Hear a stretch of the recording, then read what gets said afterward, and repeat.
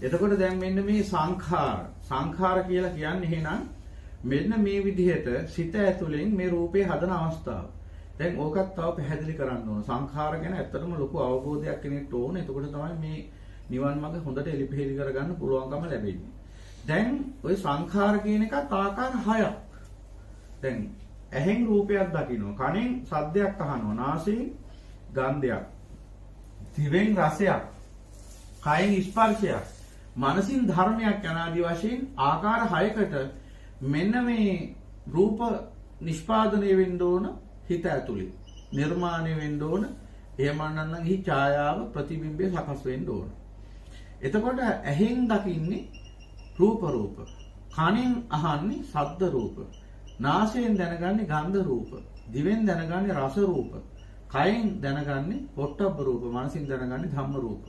ඒ කියන්නේ 6 ආකාරයක රූප, චිත්තජ රූප සකස් වෙන්න ඕනේ හිත ඇතුලේ. එතකොට තමයි පුළුවන් වෙන්නේ සිතට මේ හැදිච්ච රූපේ කුමක්ද කියලා අඳුර ගන්න. දැන් එකක් අපි පැහැදිලි කරමින් ඉන්නේ රූපය. ඒ කියන්නේ ඇහෙන් දකින්නා වූ රූපය. දැන් එතකොට අර ස්පර්ශ වේදනා සංඥා කියන චෛතසික ඔස්සේ ආපු තොරතුරු සිත මගින් ප්‍රතිනිර්මාණය කරන ක්ෂණිකව.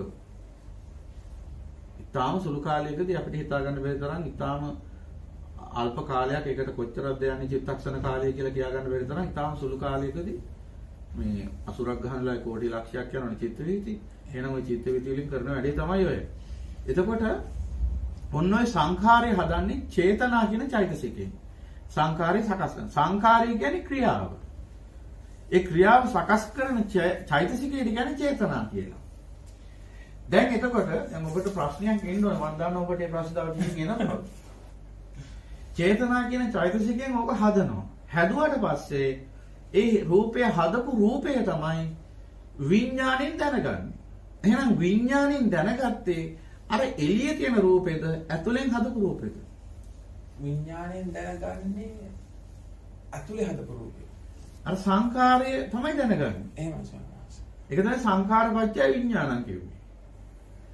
සංඛාරය තමයි විඥාණයෙන් අඳුරගන්නේ.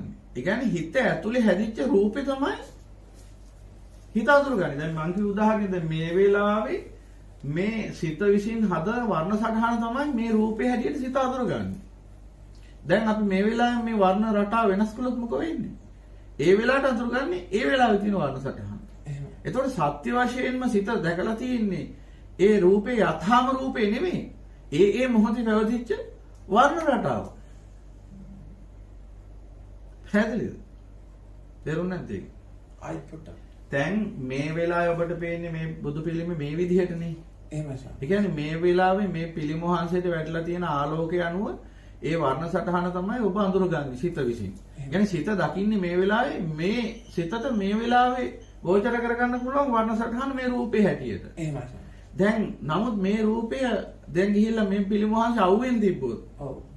ඊට පස්සේ පේන්නේ වෙන රූපයක්. වෙන රූපයක්. මේ රූපෙම මේ අපි මේ පිළිම වහන්සේම මේ පිළිම වහන්සේට මීට වැඩිය වෙනස් රූපයක්. එහෙමයි සර්.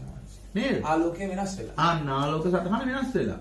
එහෙනම් සිත දැකලා තියෙන්නේ අර බාහිර රූපේ නෙමෙයි හිත ඇතුලේ හැදිච්ච රූපේ. එහෙනම් මේ විදිහට හැමතිස්සෙම සංඛාරයෙන් හදන රූපේ තමයි විඥාණයෙන් දැනගන්නේ. එතකොට අන්නේ ක්‍රියාවලිය තමයි කියන්නේ රූප වේදනා සංඥා සංඛාර විඥාන කියලා. දැන් ඔන්න ඔබට මේ ප්‍රශ්නේ ආවේ නැහැ. දැන් එන්න ඕනේ ප්‍රශ්නේ මොකද්ද? දැන් මට ආව පොඩි ප්‍රශ්නයක් සමහරව කියනකොට ඒ ප්‍රශ්නේ තමයි දැන් මොකද අර ස්වාමීන් කලින් කියපු දේ මගේ මනසේ වැඩ කරා. අර දැන් මම කියලා කෙනෙක් නෙමෙයිනේ දැන් මේක කරන්නේ. මේක මේ එතකොට එනම් මේක ක්‍රියාවලියක් නෙමෙයි මෙතන වෙන්නේ. මේක නිකන් කිමිකල් එකක් රියැක්ට් වෙනවා වගේ මට නිකන් ඔළුවට ආවේ. එතකොට සමහරවිට එතකොට මේ විඥාන ධාරාව විසින්ද මේක කරන්නේ නම් ඒ කියන්නේ මේ ධාතු හයක් තියෙනවානේ. ඔව්. දැන් ඔය ක්‍රියාව දැන් ඔතෙන් දෙනකන් හැදුවේ අව්‍යාකෘත පටිච්ච සමුප්පාදේ කියන එකේ. අව්‍යාකෘත පටිච්ච සමුප්පාදේ. අව්‍යාකෘත කියන්නේ. ඉන්නකො දැන් ඕක ගැඹුරු දැනක් තියෙනවා. දැන් ඔන්න දැන් විපාක අරමුණක් අපිට එනවා හැකන නාසය දිව ශරීරය කියන ආයතනයන්ට ඉන්ද්‍රියන්ට. විපාක අරමුණක්. දැන් මේ විපාක අරමුණ ගෙනල්ලා දැන් අපි හිතමු ඇහැට රූපයක් පේනවා. මේ ඇහැට රූපයක් පේනකොට මේ ඇහැට රූපේ ලං කරලා දුන්නේ කර්ම විපාක වශයෙන්. යම්කිසි රූපයක් ඇහැට විද්‍යමාන වෙන්නේ කර්ම විපාක වශයෙන්. පුරාණ කර්මයේ ප්‍රතිඵලයක් වශයෙන් තමයි ඒකට කියන්නේ විපාක අරමුණක් කියලා. දැන් ඕක කැලි දෙකක් තියෙනවා. දැන් මම මේ පෙන්නන්නේ ඔබට විපාක අරමුණක් කියන හැටි. පටිසමුප්පාද දෙකක් තියෙනවා. එකක් ඇවිල්ලා අව්‍යාකෘත පටිසමුප්පාදේ. ඊළඟ එක ඇවිල්ලා ඉදප්පච්චේත පටිසමුප්පාදේ. අව්‍යාකෘත පටිසමුප්පාදේ කියලා කියන්නේ පුරාණ කර්ම ප්‍රත්‍යයෙන් ක්‍රියාත්මක වෙන එක. ඒක අප විසින් කරන එක නෙවෙයි. ඒක තමයි දෙවියන් වහන්සේ කරන එක. ඒ කර්මය. කර්මය. ඒක තමයි දෙවියන් වහන්සේ කියලා කියන්නේ. ඒ කියන්නේ අව්‍යාකෘත. ඒ කියන්නේ පුරාණ කර්ම රැස් වෙලා පුරාණ භවයේ කර්ම රැස් වුණානේ. ඔව් සම්. මෙන්න මේ කර්මය විසින්ම මෙහෙයවමින් ඒ ධර්මයේ විසින්ම මෙහෙයවමින් ක්‍රියාත්මක කරනවා. එතන කවුරුවත් නැහැ. දැන් උදාහරණයක් ගමු. මේක තෝරගන්න. දැන් ඔබ ඔන්චිල්ලාවක් එහා පැත්තට තල්ලු කරනවා. ඔන්චිල්ලාව එහා පැත්තට තල්ලු කරනකොට ඔබ ක්‍රියාවක් මෙතනින් සිද්ධ කළා. මොකද ඔන්චිල්ලාව එහා පැත්තට තල්ලු කරා. තල්ලු කරාට පස්සේ මේ ක්‍රියාව තුල ගොඩනැගෙන විභව ශක්තිය. ඒ ඔන්චිල්ලාව එහාට යනකොට මොකද ගොඩනැගෙන්නේ? විභව ශක්තිය. දැන් මොකද වෙන්නේ? එහාට ගිය ඔන්චිල්ලාව නැවත මේ පැත්තට එනවා. දැන් එහාට ගිය ඔන්චිල්ලාව නැවත මේ පැත්තට එන්නේ. එහා පැත්තේ නම් කවුරු හරි තල්ලු කරා? නෑ සම්. දෙවියන් වහන්සේ තල්ලු කරා? නෑ. ඉබේ සිද්ධ වුණා? නෑ. එහෙනම් අර කලින් කරපු දේ නිසා අර කලින් තල්ලු කරපු නිසා ඒක ආයෙත් නැවත ආවා. තල්ලු කරපු ක්‍රියාව තුළින් ගොඩනැගිච්ච ක්‍රියාශක්තියෙන් එහෙමයි. නැවත ප්‍රතිවිරුද්ධ ක්‍රියාවක් නිර්මාණය කළා. එහෙමයි. කර්මය කියන්නේ ඒක. දැන් අයිසැක් නිව්ටන් කියනවා ඔව්. සෑම ක්‍රියාවකටම සමාන උද ප්‍රතිවිරුද්ධ උද ක්‍රියාවක් ඇත කියලා. ඔහුට ප්‍රඥාවක් තිබුණා. නමුත් ධර්මය අවබෝධ වෙච්ච නැති නිසා ධර්මයක් අහලා තිබිච්ච නැති නිසා ඔහු මිත්‍යා දෘෂ්ටියකටපත් වුණා. සෑම ක්‍රියාවකටම සමාන උද ප්‍රතිවිරුද්ධ ක්‍රියාවක් නෙවෙයි. සෑම ක්‍රියාවක් වහම උතන රහතන් වහන්සේගේ ක්‍රියා තියෙනවා. මම මේ කියන්නේ ඊට මෙහා ගත්තහම රාගයෙන් දේශයෙන් මොහෙන් කරන ක්‍රියා. මේ රාගයෙන් දේශයෙන් මොහෙන් කරන ක්‍රියාවන්ට තමයි සංඛාර කියන්නේ. මේ රාගයෙන් දේශයෙන් මොහෙන් කරන ක්‍රියාවන්ට නැත්නම් කර්මය කියලාත් අපි ඒකට කියනවා. මෙන්න මේවට ප්‍රතිවිරුද්ධ ක්‍රියාවක් තියෙන හැබැයි සමාන නෙවෙයි. සමාන කිව්වොත් වැරදි. දැන් අපි හිතමු මෙහෙම අපි වැරදීමකින් කුමන හේතුවක් නිසා යම් අසත්පුරුෂයෙක් තමන්ගේ මවට හෝ පියාට ගහනවා කනේ පාරක්. දැන් මේකට ප්‍රතිවිරුද්ධ ක්‍රියාවක් තියෙනවා. ක්‍රියාව සමාන වෙයිද? ගැහුවේ අම්මට කනේ පාර යන්නේ නිරේට. සමාන ක්‍රියාවක්ද ඒක? නෑ නිසා. ප්‍රතිවිරුද්ධ ක්‍රියාවක් තියෙනවා හැබැයි. එහෙමයි සම්. ඒ ප්‍රතිවිරුද්ධ ක්‍රියාවේදී ගැහුවේ අම්මට කනේ පාර සමාන ක්‍රියාවක් නම් තමටත් කනේ පාරක් ගහලා සනීප වෙන්න ඕන නේද? එහෙමයි සම්. හැබැයි එහෙම නෙවෙයි වෙන්නේ නිරපල්ලන්ගේ කණ්ඩ වෙනවා කල්ප ගානක්. එහෙමයි. සමාන නෑ කොහෙත්ම. එහෙම වෙන්නේ නැහැ සම්. ඒක තමයි ಗುಣ මහත්වය. දැන් සාමාන්‍ය මිනිස්සෙට ගහන එකයි අම්මා තාත්තා කෙනෙක්ට ගහන එකයි විශාල අතරයක් තියෙනවා. සාමාන්‍ය මිනිස්සෙක් ඔබට කුමක්ද කරලා තියෙන්නේ? අම්මා තාත්තා මොනවද නොකරලා තියෙන්නේ? කාලලයේ තියා කුසේ ගර්භාෂයේ තියාගෙන පණ වගේ රැකලා ඇඟේ තියෙන ලේ සිය ශරීරයේ තියෙන සියලු හෝමෝන රසායන ඔක්කොම දීලා අරක පෝෂණය කරලා වඩවලා පුදුම පරිස්සම් කිරීමක් කරලා අනන්ත දුකක් විඳලා එළියට දාලා ඊට පස්සේ ආය ඇඟේ තියෙන ලේ ටික කොහොම හරි ඇඟේ තියෙන රසායන ඔක්කොම ආහාර කරලා බොණ්ඩ දීලා කණ්ඩ දීලා නිදිවරලා හදලා හැදුවට පස්සේ ඒ ගුණයට වටිනාකමක් කියන්න පුළුවන්ද මෙච්චරක් කියලා? එහෙනම් ඒ මෞතුමියට කණේ පාරක් ගහම මොකද්ද වෙන්නේ කියලා හිතා ගන්න පුළුවන්. සාමාන්‍ය මිනිහෙට කණේ පාරක් ගහන එකයි අම්මට කණේ පාරක් ගහන එකයි එක වගේ නොවෙන්නේ ඒකයි. සාමාන්‍ය මිනිස්සු දහසක් මැරුවත් අඟුලිමාලට ගැලවෙන්න පුළුවන් වුණා අම්මා මැරුවා නම් ඒකාන්තයෙන් අවීචි මහ නිරේට යනවා.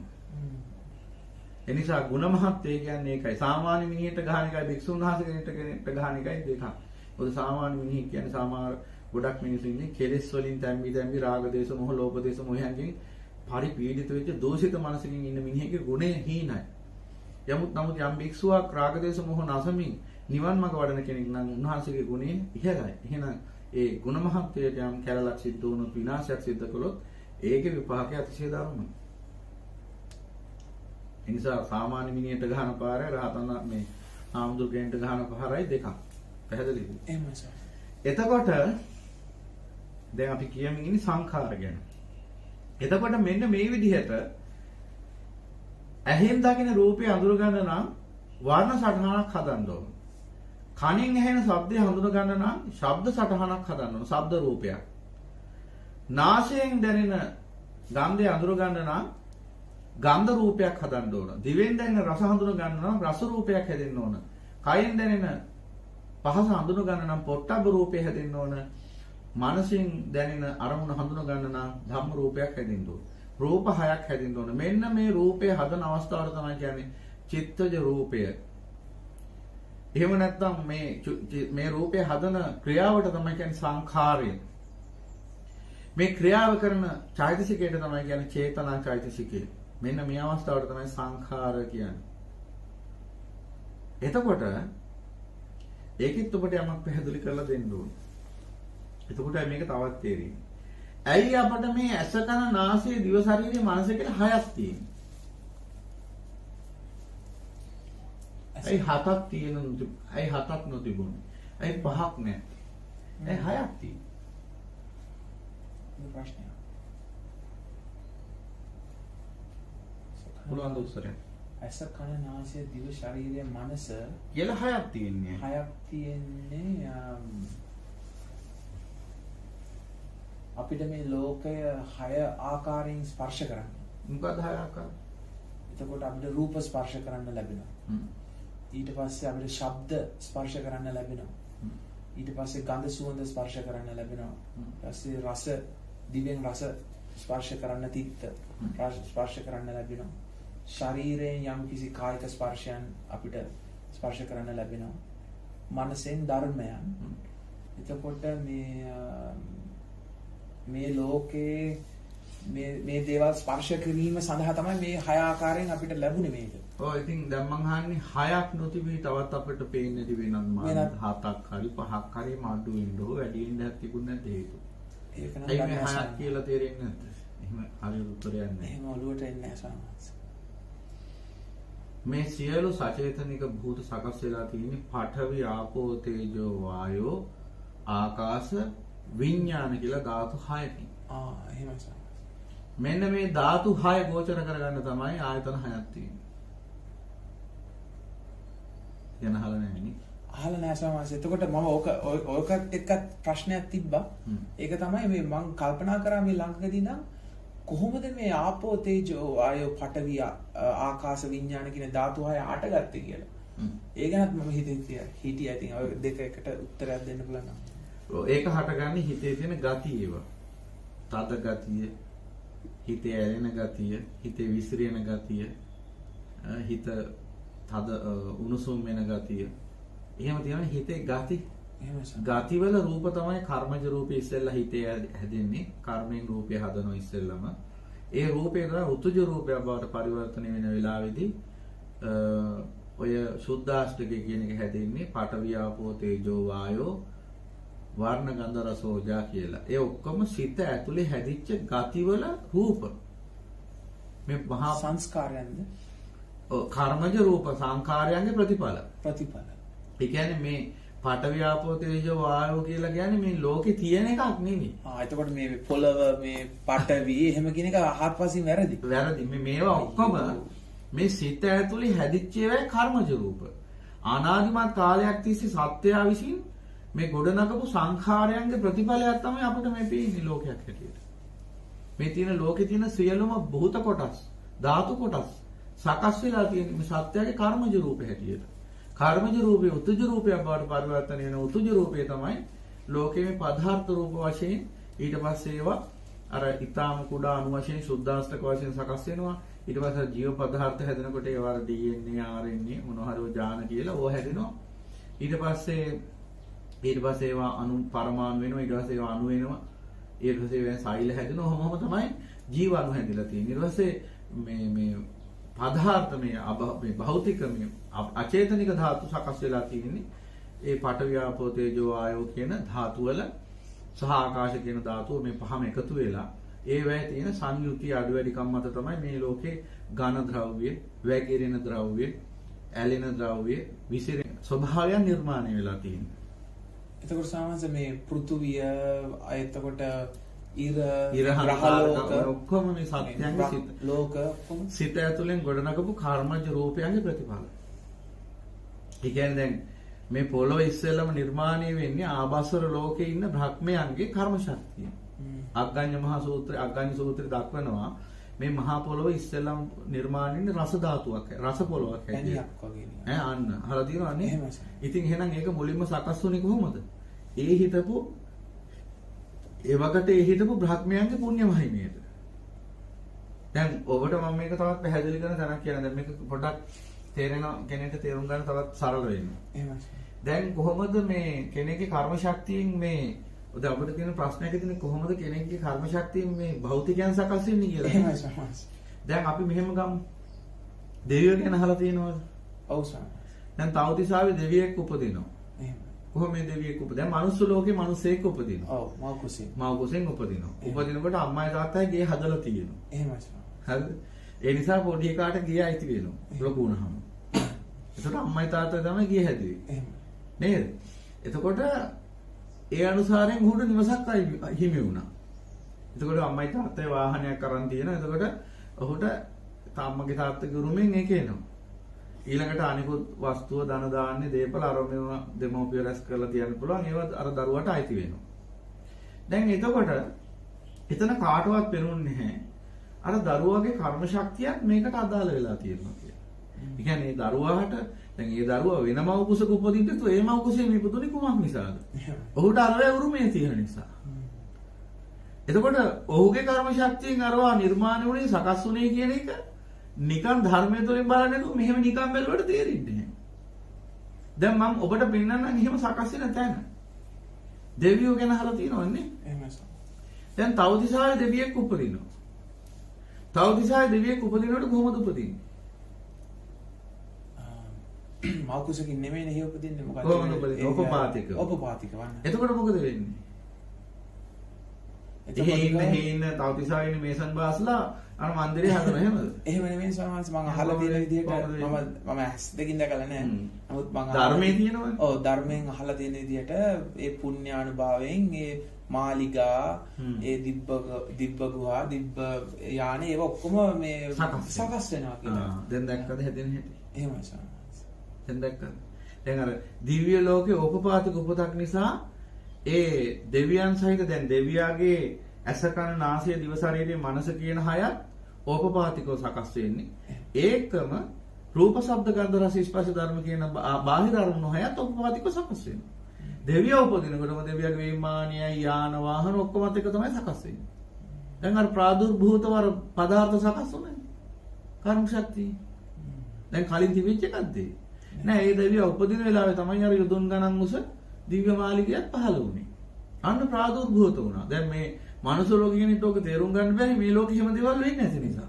මේ ලෝකෙක වෙන විදිහකට වෙන්නේ. මනුස්ස ලෝකෙදි මනුස්සයෙක් එකපාරටම උපපාතික උපදින්නේ නැහැ. සයිලෙන්ට් වෙලා තමයි උපදින්නේ. ඒ නිසා මෙහි ගෙවලුත් හැදෙන්නේ කඩුලෙන් කඩුලට. ඕපපාතිකව උපදින මොහොතක් වෙලා එහෙම ඒවා තිබිලා තියෙනවලු බුද්ධ කාලේ නේද සම්? එක්කෙනෙක් දෙන්නෙක් ගැන සඳහන් වෙන අම්රපාලි වගේ කට්ටිය ගැන.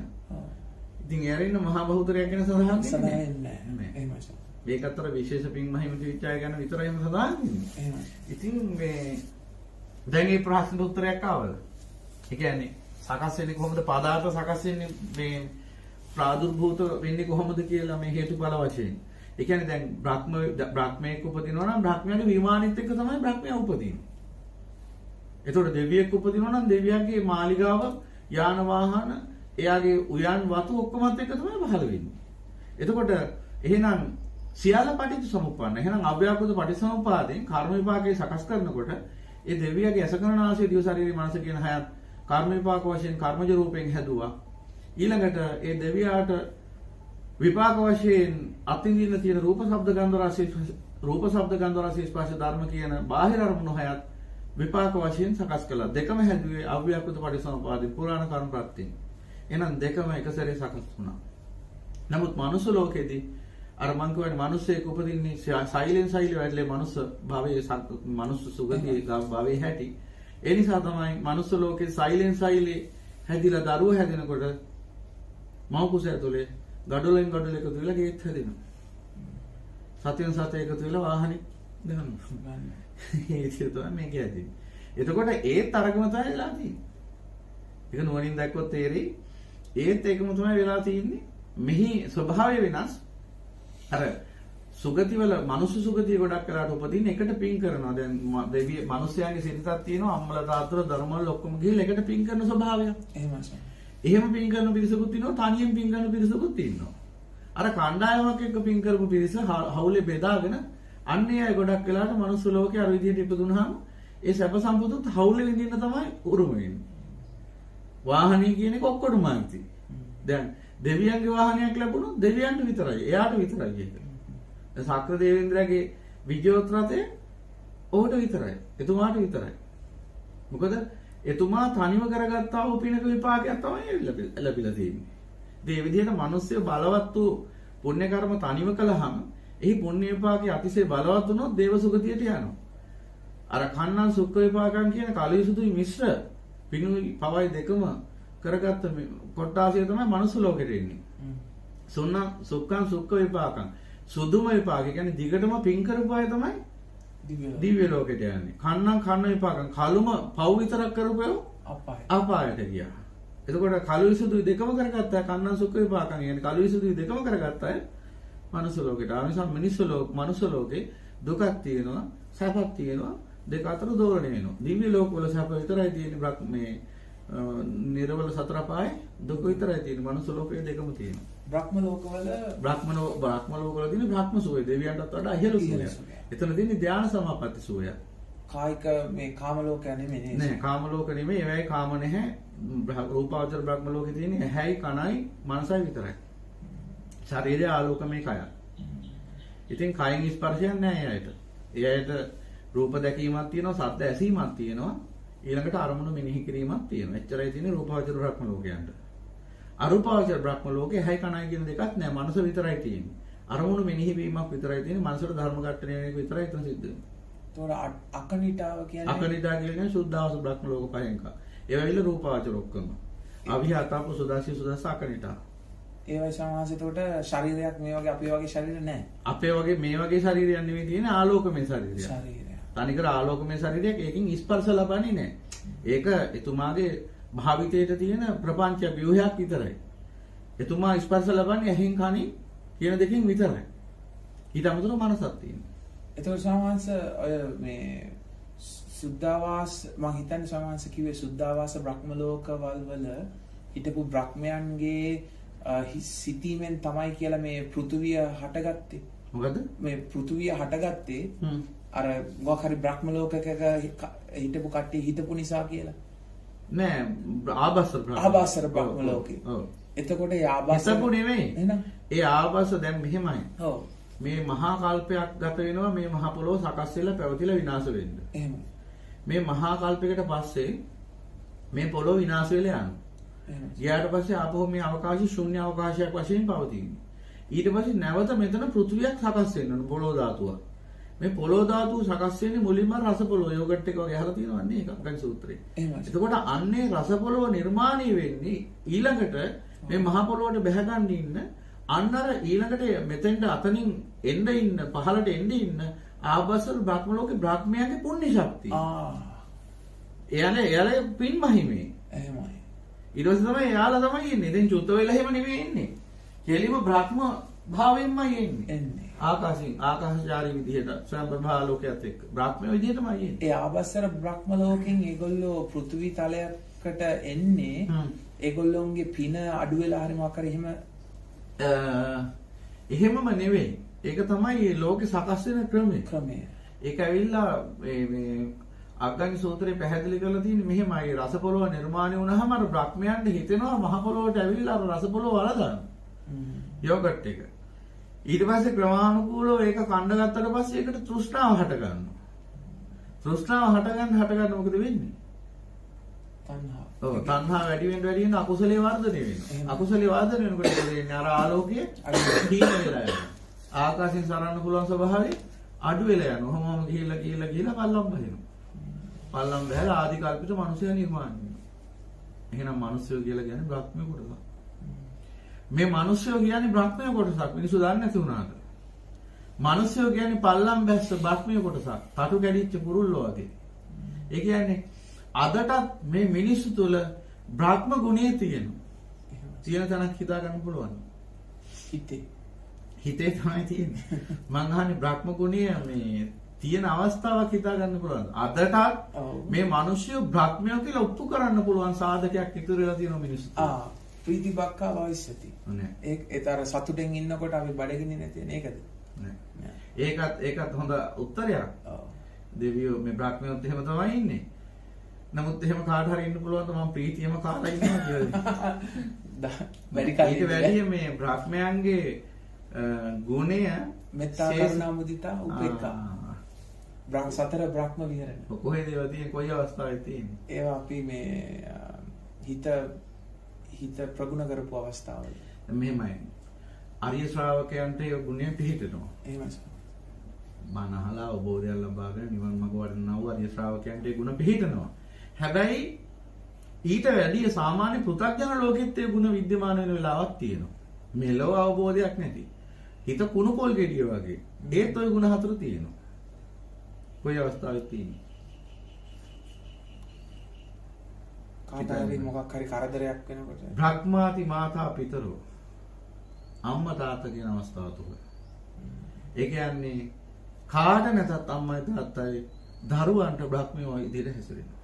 දරුවන් ඉදිරිය අම්මයි තාත්තයි බ්‍රහ්මයෝ වෙනවා. දරුවන්ට මෛත්‍රිය දක්වනවා. දරුවෝ ගැහුවත් මෛත්‍රිය කරනවා. දරුවෝ බෙල්ලෙන් ඇදලා එළියට දාලා අරන් ගිහිල්ලා වැඩේට නිවාසයකට දැම්මත් දරුවන්ට මෛත්‍රී කරුණා මුදිතා උපේක්ෂාව දක්වනවා.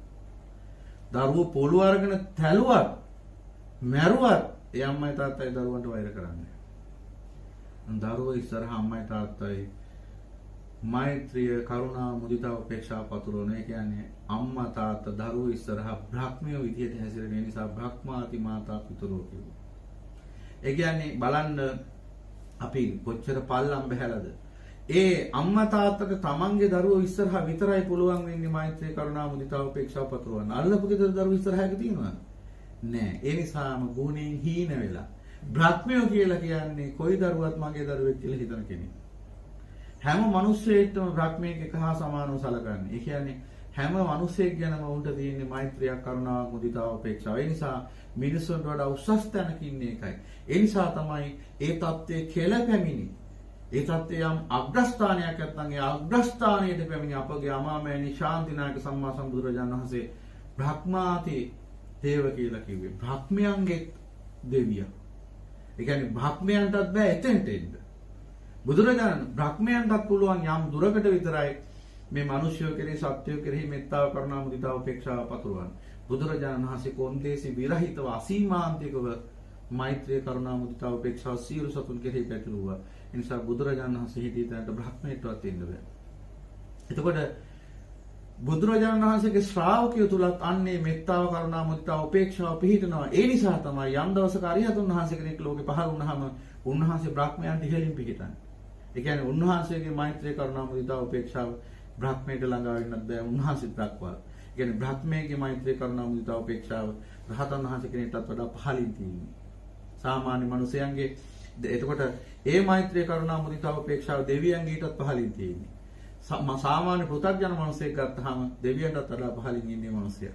එහෙනම් මනුස්ස භවයේ වටිනාකම් බලන්න අර දෙවියන්ටත් පහළින් ඉන්න මිනිසයාට පුළුවන්කම තියෙනවා මේ ශ්‍රේෂ්ඨ ධර්මය අවබෝධ කරගෙන චිත්තසංතානෙ පාරිශුද්ධ කරගත්තොත් අර දෙවියනුත් අභිභවල භක්මනුත් අභිභවල ඊටත් උඩට යනවා.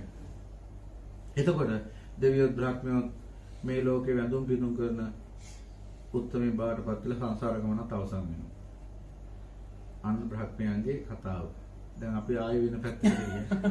නැවත අපි සංස්කාරයන්. ඔව් ඒතර ඇසකරන ආශය දිව ශරීරයේ මනස කියන හයට අර ධාතු හය ගෝචර වෙන්නේ හැටි. එහෙනම් හයක් තියෙන්නේ කුමක් හේින්ද? දැන් වර්ණය සකස් වෙලා තියෙන්නේ කියන්න බලන්න වර්ණය සකස් වෙලා තියෙන්නේ කුමන ධාතුවෙන්ද? වර්ණය සකස් වෙලා තියෙන්නේ ආපෝ ධාතුවෙන්. නෑ පඨවි ධාතුවෙන් නේ. ඔබ කැමරා භාවිත එහෙම කරනවාද? එහෙමයි සමහර මේ දැනුත් රෙකෝඩ් කරනවා. මම හන්නේ ඔය ඩයරි අරන්නේ. ඒවත් මම ප්‍රොෆෙෂනල් කරලා තියෙනවා සමහරසේ ප්‍රොඩක්ෂන් කරනවා. එහෙනම් ඉතින් ඒ ගැන දැනගන්න එපා. ඒ කියන්නේ මේ වර්ණය ගැන සඳහන් කරනකොට මේකම වෙන වචනයක්. ආලෝකේ. ආලෝකේ නෙමෙයි. එහෙනම් දැන් උදේ කාලේ ගන්න ෆොටෝ වල පැහැදිලිභාවය වැඩි වෙන්න ඊළඟට හවස් කාලේ දවල් කාලේ ගන්න ෆොටෝ වල පැහැදිලිභාවය අඩු වැඩි වෙන්න හේතුවක් තියෙනවා. මොකක්ද? ඔය ප්‍රොෆෙෂනල් කරන්නේ නම් දැනගන්න. අපේ එකට වචනයක් කියනවා වර්ණ උෂ්ණත්වය කියලා. උෂ්ණත්වය. ඕකේ. අහලා තියෙනව නේ? වර්ණ උෂ්ණත්වය. ISO එක කියන්නේ. එතකොට වර්ණයේ තියෙන පැහැදිලිභාවය අඩු වැඩි වෙනවා උෂ්ණත්වයේ වෙනසත් එක්ක. තේජෝ ධාතුව. එහෙනම් වර්ණයේ තියෙන කුමන ධාතුව තුලද?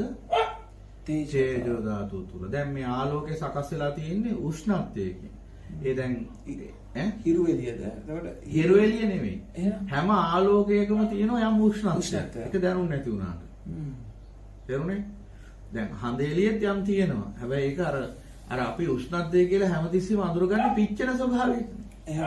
ඒක නෙමෙයි ඒකට නෙමෙයි උෂ්ණත්වය කියන්නේ. උෂ්ණත්වය කියලා කියන්නේ මේ යම් වර්ණයක් දිස් වෙන ස්වභාවයක. වර්ණයක් දිස් වෙන්නෙම යම් උෂ්ණත්වයක් පවතින නිසා උෂ්ණත්වයේ තියෙන තැන තමයි ආලෝකය තියෙන්නේ. අපි උෂ්ණත්වය කිව්ව ගමන් අපි තෝරගෙනම තියෙන එක අපිට මේ පිච්චෙන ගතිය කියලා හිතාගෙන ඉන්නවා. එහෙම. දැන් සෙන්ට්‍රිගේට් අංශක 0යි කියනවා. එහි උෂ්ණත්වය 0යි. ඊට පස්සේ ඍණ යනවා. ඒකෙත් උෂ්ණත්වය කියන්නේ නේද? එහෙමයි සර්. දැන් අපි උෂ්ණත්වය කියලා හිතාගෙන ඉන්නේ එතකොට මොකද්ද? අර වතුර උණුවන වතුර නටනවා දැන්. ඒක තමයි උෂ්ණත්වය තියෙන්නේ. අරක නෑ උෂ්ණත්වය. එහෙමද? දෙකේම තියෙනවා. දෙකේම උෂ්ණත්වය තියෙනවා. එහෙනම් උෂ්ණත්වය කියලා කියන්නේ මේ මිනිස්සු හිතන් ඉන්නේ මේ රස්නයක්. රස්නයක උෂ්ණත්වය. උෂ්ණත්වය කියන්නේ රස්නයක නෙමෙයි. උෂ්ණත්වය කියලා කියන්නේ යම් වර්ණයක් දිස් වෙන ස්වභාවයට. වර්ණ ධාතු සකස් වෙලා තියෙන වර්ණේ සකස් වෙලා තියෙන තේජෝ ධාතුව තුල. තේජෝ ධාතුවෙන් තමයි වර්ණය හදන්නේ. වැරදිද? ඒ ආලෝකය තියෙන තැනක උෂ්ණත්වය තියෙනවා. ආලෝකය නැති තැන උෂ්ණත්වය නැහැ. එහෙනම් ඒ ආලෝකයේ තියෙන අඩු වැඩිකම් මත තමයි ඔය රශ්මිය කියන එක අඩු වැඩි වෙන්නේ. දැන් රශ්මිය කියලා අපි වචනයක් කියන්නේ රශ්මිය කියලා කියන්නේ ආලෝකයේ උපරිම තීව්‍ර මට්ටමකට එනකොට එහි තියෙනා වූ අර රශ්මිය කියන ස්වභාවයත් වැඩි වෙනවා. එතන උෂ්ණත්වය අපි වැඩි වෙනවා කියලා කියන්න පුළුවන් ඉතින්. කොහොම හරි වර්ණය සකස් වෙලා තියෙන්නේ තේජෝ ධාතුව තුල. තේජෝ ධාතුවෙන් තමයි වර්ණය සකස් කරන්නේ. එහෙනම් ඇහැට ගෝචර වෙන්නේ කුමන ධාතුවද? තේජෝ ධාතුව. තේජෝ ධාතුව. එහෙනම් ඇහෙන් හැදෙන රූපය අන්න තේජෝ ධාතුවෙන් හැදෙන රූපයක්. ඒ කියන්නේ සංඛාරයේ ඒ කියන්නේ ඇහෙන් දකින්නා වූ රූපයක් හඳුනා ගන්න අවස්ථාවේදී හිත තුල ගොඩනගෙන මේ චිත්තජ රූපය සකස් කරන්නේ තේජෝ ධාතුව. තේජෝ ධාතුවෙන් අන්න හරියට හරි. තේජෝ ධාතුවේ. ඊළඟට කනෙන් ශබ්දයක් අහනකොට ඔය විදිහටම කනිනුත් එන්නා වූ අර ස්පර්ශ වේදනා සංඥා කියන චෛතසික තුලින් හදා ගන්න ඕන සංඛාරයක් හේවත් අර චිත්තජ රූපේ. එහෙනම් ඒක හැදෙන්නේ මොන ධාතුවෙන්ද? වායෝ ධාතුව. වායෝ ධාතුවේ. ශබ්දේ සකස් වෙන්නේ වායෝ ධාතුව තරංග වශයෙන්. ශබ්දේ තරංග වශයෙන්. චිත්ත තරංග කියන්නේ ඒකද සම? චිත්ත තරංග නෙමෙයි. වායු තරංග. වායු තරංග. වායු තරංග. තරංග ආයාමي. දැන් ඔබ ශබ්ද රූපේ දැකලා තියෙනවා. දැන් රූපේ ඔබ දැකලා තියෙනවා. දැන් රූප මේ පේන්න තියෙනවන්නේ. දැන් මේ ඔක්කොම රූප. මේ පේන්න තියෙන ඔක්කොම රූප. රූප අපිට පුළුවන් රූපේ කියන එක අපිට පුළුවන් යන්ත්‍ර වලිනුත් අල්ලගන්න. අපි ෆොටෝ ගහගන්න. ඔව්. ඒ නිසා. දැන් ශබ්ද රූපේ කියන්නේ මොකද්ද? ඔබ දැකලා තියෙනවද ශබ්ද රූපේ? ශබ්ද රූපෙන් අර සවුන්ඩ් වේව්ස් කියලා කියන්නේ. අර කම්පියුටරෙන් එහෙම පෙන්වන්නේ සවුන්ඩ් වේව්ස් ඒවද සවුන්ඩ්. දැන් ඔය දැකලා තියෙනවනේ සොෆ්ට්වෙයාර්ස් තියෙන මේ ඔඩියෝ ඒ පෙන්වන්නේ වේව් එක අන්න ඒක තමයි ශබ්ද රූපේ. එහෙමයි සමහර. දැන් එහෙනම් අපේ හිත ඇතුලේ හැදෙන ශබ්ද රූපය ඒ වගේද? ඕක තමයි. ඕකම තමයි හැදෙන්නේ. ඒ වේව් එක තමයි හිත අඳුරගන්නේ ශබ්ද රූපේ හැටියට. ඒ වේව් එක කියවන්න පුළුවන් කමක් තියෙනවා සිතට. ඒකෙන් තමයි අඳුරගන්නේ මේ මෙහෙම සද්දයක් ඇහුනේ කියලා. මෙන්න ලෝකේ තියෙන දිනුම යන්ත්‍රය සීද? පැහැදිලිද? දැන් අර ECG අරම මේ තියෙන්නේ. දැන් ඕක වල්ලි වෙලා දොස්තර බලලා ඕක රීඩ් කරනවා නේ කියවනවානේ. යා කියවලා කියනවා මෙයාගේ හදවතේ මොකක් හරි අඩුවක් තියෙනවා. මෙයාගේ හදවතේ රිද්මේ වෙනසක් තියෙනවා. මෙයාගේ කපාටයක් හිරවෙලා මොකක් හරි කියනවා. අරක බල්ලි වෙලා. මොකද එයාලා දන්නවා වේව් එකේ ශබ්ද රූපේ එයාලා දන්නවා. නිවැරදි නිරෝගීමත් හදවතක් නම් තියෙන ශබ්ද රූපේ මෙන්න මේ ආකාරයෙන් වෙනවා. එතකොට ECG එක බැලුවහම පේනවා ශබ්ද රූපේ අවුලක්. සමහර දැන් කැඩි යනවා සමහර දැන් පල්ලෙහාට ගිහිල්ලා ගොඩක්. එතකොට එයා දැනගන්නවා මේකේ හෘද ස්පන්දනේ නිසි ආකාරයෙන් සිද්ධ වෙන්නේ. අන්න ඔහු මේ ශබ්ද රූපේ කියවුවා. ඒ විදිහට කනින් ගෝචර කරගන්නා මේ වායු තරංග කම්පන රටාව සිත කියවනවා. ඒ කියවන්නේ ඉස්සෙල්ලා ඒ රූපේ හැදෙන්න ඕන මෙතන. ඒ රූපේ හැදෙන අවස්ථාව තමයි එහෙනම් ශබ්ද රූපේ කියලා කියන්නේ. ඒක හදන්නේ සිත විසින් අන්න අර ස්පර්ශ වේදනා කනින් දැනගත්තා වූ ස්පර්ශ වේදනා සංඥා කියන චෛතසික එකතු කරලා චේතනා කියන චෛතසිකෙන් අරාපු දත්ත ටික එකතු කරලා රූපේ හදනවා අඩුබාස්. හැදුවට පස්සේ ඒ රූපේ පේන්න ගන්නවා සිතට. එතකොට ඒක සිත ටක්කල් රේට් කරනවා මෙන්න මෙහෙම සද්දයක් ඇහුනේ කියලා. හිතා ගන්නවත් පුළුවන් ද මෙතන තියෙන ක්‍රියාදාමයෙන්. පැහැදිලිද මං කිව්වේ ඒක? එහෙමයි සමහරවිට. එතකොට අර ශබ්ද රූපය හිතෙන් ඇනලයිස් කරන පුදුම වේගයෙන්. අන්න